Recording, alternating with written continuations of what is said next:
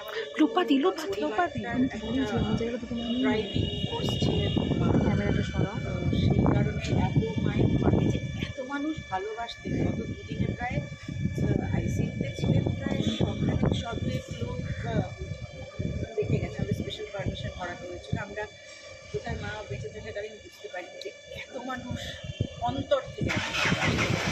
সেটা মায়ের মা নিজে যেহেতু বেঁচে, শিল্পী, ক্যালকাটা বয়ের সমস্ত শিল্পীরা, আমাদের ফ্রেটার্নিটির বন্ধু বান্ধবরা, থিয়েটার জগতের মানুষরা, সবাই। তো হঠাৎ করে কোনো সময় না দিয়ে উনি চলে গেলেন। যে মানুষটা আগের দিনও হলদিয়ায় প্রোগ্রাম করতে গেছেন, নাচে ফিরেছেন, ফিরে আগের পাড়ায় গেছেন, প্রোগ্রাম করেছেন, দিনের মধ্যে এরকম একটা অবস্থা মাথায় থেকে কী হয়েছিল কেউ আমরা বুঝতে পারিনি, একদমই বুঝতে পারিনি। আমরা তখন রাহুলের বাড়িতে দাঁড়িয়ে, রাহুলের মার হাত ধরে দাঁড়িয়ে আছি, যখন আমার মেয়েটি ফোনটা করে যে মার মাথায় যন্ত্রণা হচ্ছে, শিগগিরই আয়। ওখান থেকে আমরা এই বাড়িতে ছুটে এসেছি। তারপর যেদিনকে বাড়িতে কলকাতায় আনা হলো, সেদিন আমরা শ্মশান, মার বাড়ি, শ্মশান, হাসপাতাল মানে আমরা ভেবেছিলাম মার এই কোমরে একটু লাগে, পায়ে একটু লাগে, কোনোমে কিছু একটা হয়েছে, মাথায় কিছু একটা হয়েছে, কিন্তু কোনটা হচ্ছে এটা যে এরকম কিছু একটা হবে বুঝতে পারছি না। ব্রেন হেমারেজ যেই মুহূর্তে মার মাথায় ব্যথা, সঙ্গে সঙ্গে ডক্টরকে কনসাল্ট করা, ডক্টর সঙ্গে সঙ্গে একটু বুঝে ওষুধ দেওয়া সেসব করলেন।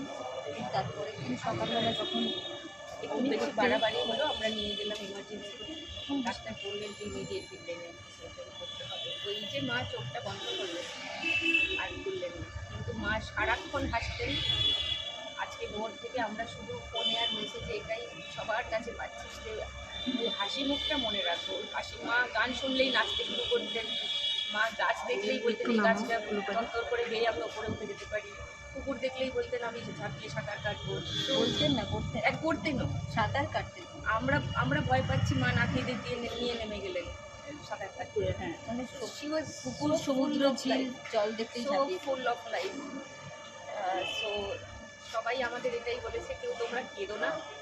দীপালিদি সারাক্ষণ হাসতেন, তোমরা হেসে তোমরা সেলিব্রেট করো। দীপালিদির ওই বড় এটা ছিল ল্যান্ডমার্ক, সুন্দর টিপ। এখন উনি সাইজটা একটু ছোট করছেন, আগে বড় টিপ, সাজগোজ আর নাচ। বয়স হচ্ছে বলে এটাই আমি হাতে করে নিয়ে ঘুরছি যে কখন মায়ের কপালে এটা নিয়ে পড়ে। তো সেইভাবেই মাকে মনে হ্যাঁ, রাখি। শেষ মুহূর্তে মা প্রচণ্ড নেচেছেন, আর তারপরেই যেটা উনি সব থেকে ভালোবাসতেন সেটা করতে করতেই অসুস্থ যখন হয়েছেন তারপর থেকে কিছু টের পান। তো লাস্ট উনি যেটা টের পেয়েছেন সেটা হচ্ছে উনি দারুণ ফাটিয়ে নাচেছেন। এটাই তিনজনকে একটা কথা জিজ্ঞেস করি, সেটা হচ্ছে ছোটোবেলা সবাই বলে যে আমি মায়ের সব থেকে কাছে, এই জিনিসগুলো হবে।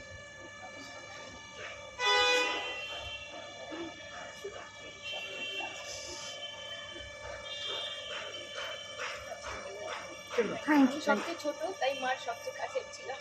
আর মাকে সব থেকে বকুনিও বড় হয়ে আমি দিলাম, মা সব থেকে ভয়ে আমাকেই। কিন্তু সব যে কোনো ডিসিশনে মা আগে তার তো টিপ্পা যেটা বলছি। Thank you.